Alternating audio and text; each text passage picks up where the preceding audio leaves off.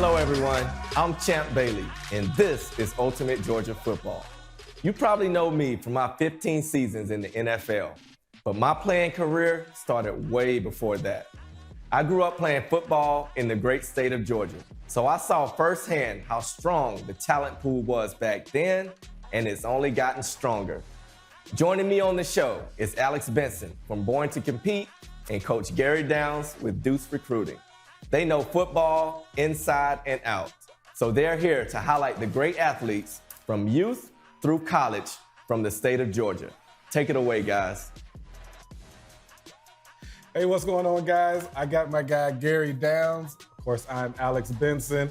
We are on Ultimate Georgia Football presented by Champ Bailey. Look, man, great weekend this past weekend. I see the smile on your face. I'm a little tired. You a little tired? All right, man, let's go straight to this video. A special moment. Josh Downs, son of Gary Downs.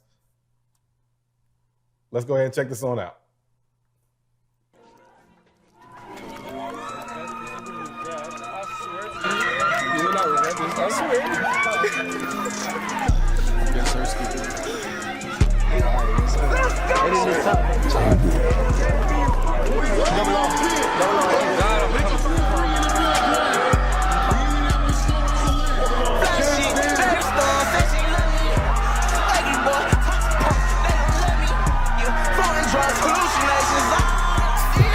Oh my God.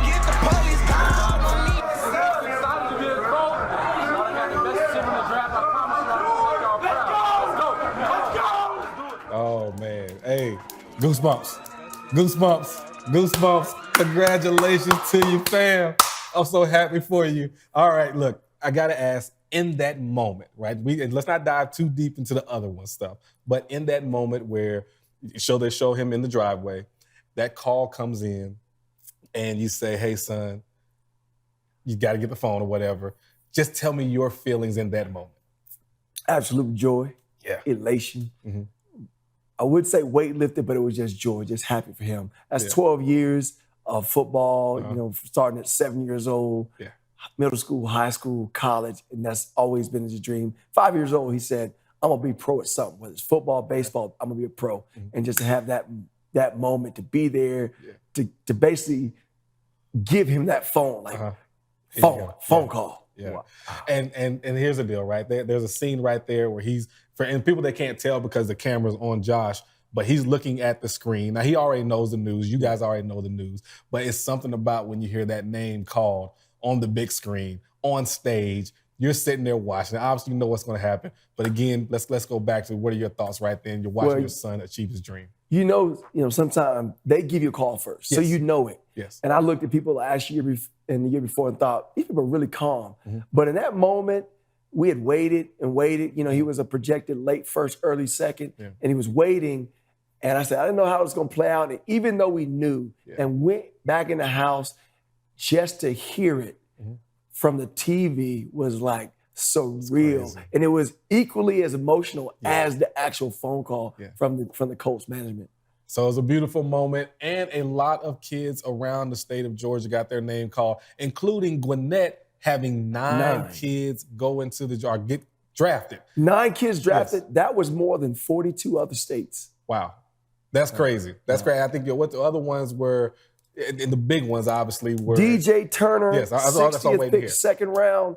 DJ Turner went to Michigan, played at North Gwinnett, IMG, ran a 4.26 40 at the combine.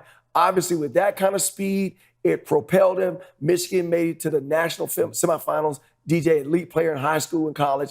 It propelled him.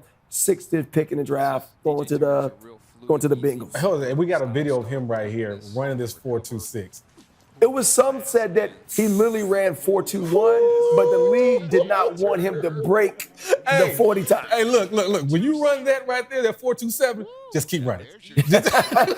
Oh, he knew. Just keep running. He didn't run again. That was it. Like, we're being drafted right now. Like, we understand this. Pretty much Josh told me he was going to run that fast, and the Michigan strength coach said he was going to run that fast. So it was like, this guy's going to put it down. Yes. So even if he had run 4.19, it wouldn't have been a shock to anybody. Kick him flat out fly. And then, of course, we have some others, I would say, from the B2C family, right? You know, you got Will Anderson going number 3 overall, and Will is a monster. I would call him a beast. Yes. Beast. beastmaster. He's the real deal. Third pick overall, Houston moved up to get him. And then Broderick Jones, offensive lineman. From Lithonia High School. And, of course, we had Nolan Smith rated our #1 player going into high school. He goes to Georgia. Or excuse me, he goes to the Eagles, what you now on call. On the 30th pick. What do we call the Eagles now? The Philadelphia Dogs. Because they have so many Georgia players. I want to say 3 from this year. And I know of 2 that were already on the roster, Jordan Davis and Kobe Dean. So it looks like Georgia football is being taken seriously if you want to win. If you want to win, just go ahead and look. If I was a scout, yes, I just spend my time down in Georgia or go after Georgia players. That's where I would go. Now let's go back into the Gwinnett County situation, right? Now, I'm being a little selfish. I'll say a couple of kids came from DeKalb County too. However, you have Owen Popo, a kid that you knew, the fantastic freak. Player. Yes. I mean, Owen Papo, 8th grade, about 6'1". Yes. 200-pound playing DN and running back. Yes. Goes to Auburn, runs 4.39 at the combine, 230 pounds. You know, I mean, my man goes to the Cardinals in the 5th. I mean, athletic. Yeah. I mean, this kid is built. He's rocked up. Yes. He's physical. He's athletic. I mean, he's got great upside. Just keep your eye on him in the years to come. I remember Owen Popo going to the Nike opening back then when they still had it. First 8th grader ever. He won our Player of the Year that year. Owen goes out there and runs a 4.5 as an 8th grader. That's crazy. Then from the same team, it's crazy enough to say, from the same, high school team, Grayson, and they obviously played youth ball together as well, Wanye Morris, the offensive tackle at Oklahoma. Started at Tennessee, was a freshman all-SEC at Tennessee. Transferred to Oklahoma. Did his job, and then he goes ahead and gets drafted. 3rd round draft pick. Yeah. I mean, what would you say about him? I mean, long, athletic guy, been playing a high-level ball for a long time. So this was not a surprise. Yeah. You know, it was expected that Wanye would be drafted. He's an elite football player for a long time. Yeah. But athletic, long, tough, physical, athletic. And so this is the kind of guy to play 12, 14 years in the NFL because he's a pro. He's been a pro. And so no surprise in him getting drafted at all. Let's say out of all the kids that come from Gwinnett County, besides your son, let's exclude him because we don't want to have that comment. I don't want nobody to take it the wrong way, right? I don't want nobody to be crazy with it. But besides your son, out of those guys, who do you see getting on the field early? Usually, I would say DJ Turner. Yeah. DJ Turner at a cornerback. You know, cornerback, I'm not saying you don't have to, not that DJ's not smart, but as far as the details of what a corner has to do, they can put you in man-to-man. It's not as much detail as, let's say, trying to play offensive line like Wanye, a lot of teaching and learning. Yeah. But DJ, you put him out there right away. And then, of course, Owen, I can see him on special teams right away as a young guy. Josh landed in an excellent situation, but usually DBs, running backs can get on the field the quickest because it's the least amount of football to learn. All right, guys, we will talk about that and more as when we come back. We'll be talking about the UGA guys that got drafted. There's a lot of them that got drafted. 10 of them got drafted after we come back from this break.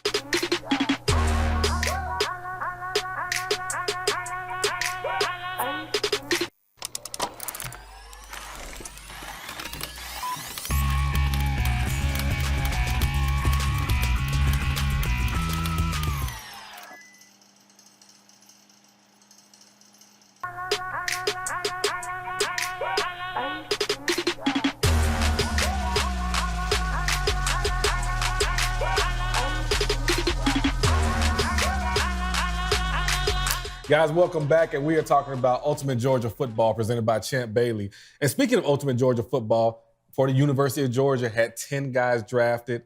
Special number. I think they tied with Alabama this year. But I want to say Georgia had more guys go early. They did. Yeah, so that is what it is. But out of the 10 guys that got drafted, Jalen Carter was one that fell, that people felt would go a little higher. What's your thoughts on that? Well, Jalen was projected to go #1 overall. And obviously, when they get into the combine and they do all the tests, and Jalen had the incident with the car accident, all those things draw into his character. Certain cities handle that better than others. Some cities, they will go after you, and it's just too much for the team to deal with. But Philly, obviously, he has teammates there. Philly say, look, we can make use of this guy. He's an outstanding talent, probably the most talented defensive player in the draft. They decided to take him. And, of course, the Philly Bulldogs are building off their Super Bowl appearance. They take Jalen Carter, and he's in a great situation. You have teammates there, and Kobe Dean, his team captain from last year, and you have other guys around him. I think it'd be a good situation for him. Another good situation we're talking about. Hey, man, my guy, My guy, Stetson Bennett, I think he is obviously one of the type of people that just has apparently a lot of good things going on in life. He's doing some good living somewhere, somehow. Well, I would tell you, on his feet. Do not bet against Stetson. The man lands on his feet. They might want Stetson the cat Bennett. Yes. As always. Don't bet against this man. Yes. Because, I mean, the Rams pick this guy. He's going to exit the situation. He goes there. He's going to learn. He's going to have a chance to be a second or third. He's the kind of player that could be in the NFL for 12 years, 13 years as a backup, but then gets in the game and starts and surprises and shocks people. I don't know why it's a shock anymore. Yeah. I actually heard one scout say that he was so confident, you're on that borderline between confidence and arrogance. They were worried whether he could be a backup because he knows he can do it. Yeah. And so when you go in as a late pick like that, can you stomach holding the clipboard? That was the word. Can he hold the clipboard? But I believe he's a pro. I believe he'll be able to do it. He's a smart guy. He played for Monken. He'll be outstanding. I think Stetson Bennett will be fantastic. And whatever locker room he goes into, obviously with the Rams, the locker room that he goes into. The only thing I'm worried about Stetson is he's going to be in L.A. He'll be fine. Stetson will be too much to do. Oh, Stetson, look, man, Stetson will be fine. He ain't going to go out to no parties. He ain't going to do nothing. What? Please. Stetson going to be chilling. He needed to go to the Green Bay Packers. Green Bay. Nothing going on. To do. Nothing going on. Him in L.A., man, he'd be in a movie or something. That's not a bad idea. Yeah. That's not a bad idea. All right, man. Hey, we are about to go into our top plays of the week. I love this one. I got a chance to see a couple of these plays early here, too, so I'm actually very excited about this. Can we load this up, G Money? That's H Money. H Money say, hey, man, give a name right. All right, let me grab this thing here, man. All right, so here we go, right? This is my man, Aiden Coates. Goes here, scores a touchdown, right? Yes, the touchdown is cool. The kids are having fun. But what's most important out of all kids, what do they like here? Let me type it up. It is the gritty. Let's go, little buddy. Let's go. Knocks out the gritty. What's going to be the dance this fall? Because last fall was the gritty. What is going to be this fall? I got no idea. I got no clue. All right, we can go to the next one now. I think you need to put that ball in the outside arm. Put the ball in the outside arm. Okay, here we go. This is Cooper May. Get out of here. Look at the home run. This would help them advance to the Elite Eight in Georgia high school baseball. Obviously, everybody knows Georgia baseball is fantastic. Georgia baseball, Texas baseball, Florida baseball. And that young man right there, Cooper May, knocks it out the park, helps his team out. Now, I don't see no gritty. We got the hair. No gritty. Yeah. All right. He's passionate. He's feeling it. I like the locks. Yeah. My locks used to be the same way. Yeah, a little celebration going on there. Okay, next play. Let's go into it. Now, this is Alan Moyes. He was our tight end of the year at the 12 and under division. Look at this here. This is just pretty. High point. Oh, man. Yo, he is that good. He's a different type of grown man, though, man. I think, honestly, I think he works the night shift. I think he drove to the game. He's that quick shift. Yeah. I think the man filed taxes, everything like that, man. Allen is just such a mature kid. Are you saying he's driving to the game? Driving to the game. Okay. He drives the family. You know what I'm saying? He drives the family. The kids come watch him play, all that kind of stuff. Let's go on to the next play. Look like we're going to be able to get all these in. Let's go to the next play. All right, this is Trucker Jordan. I love the name. The quarterback. Jordan. Look at the pinpoint pass. From Carrollton, Georgia. Oh. They got a good group over there. Home of the quarterbacks. They got CJ over there. CJ's an 8th grader. They got Juju over there, 9th grader. And obviously Trucker. I think Trucker's in the 6th grade, going to 7th grade. Something in the water? Something in the water. That's Gwinnett. That's where something's in the water. There you go. There you go. Something and then let's take a look at this last one here. I personally saved this for the end because the camera guy that did the filming did a great job. Here we go. Come on, big fella. I know he's kind of slim right there, but he's on the line, though. It's all good. Big fella picking it up. Got the bag over his head. They're running. This is like an obstacle course going on. Pete Big Man. Pete Big Man. He got to go that way. He is going that way. And then they finish it off. This team is called Lambeau. Lambeau. That is one of the top teams in the country and obviously one of the top lines in the country as well as they win the Lineman Challenge for the G7 League. Good job by them. Good job. You can't win if you don't have a big man up front. Yeah, well, if you don't have any big guys, you're going to get embarrassed. And here's what I always can tell. You have a big line, look at the parents. Look at the parents. Look at the parents. They'll let you know. They'll let you know if you got the right kids. My wife would be offended at that comment. I mean, it's true. She produced skill players. Y'all produce skill players. But here, we can laugh and joke, but I'm telling you what, any coach, he's going to want them big guys up front. So I tell my son to date me a discus, a shot put thrower, or there you go. All volleyball player. All volleyball player. All volleyball player. This is long-term planning here. Long-term. That's arranged marriage. hey. It's true. You're going to look up and be mad. You're going to look up and be mad. All right, guys, we're talking about more, including the recruiting scam. Street agents. Jokers be lying. We will talk about that after we get back from this break.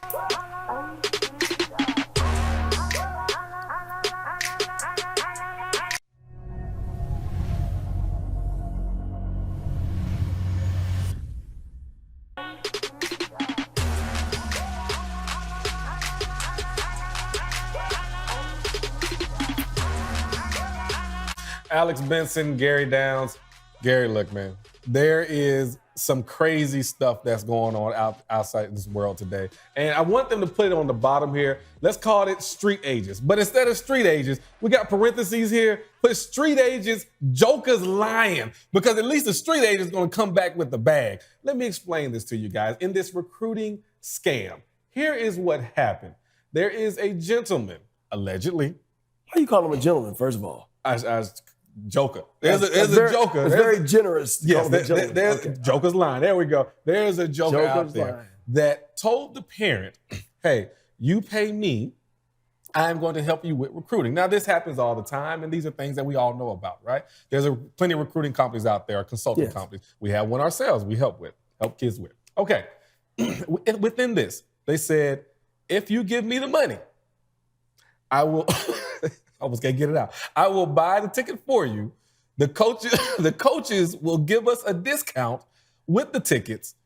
And they were sending the parents text messages saying, I don't want to say the coach's name, but this particular coach is ready to offer your kid.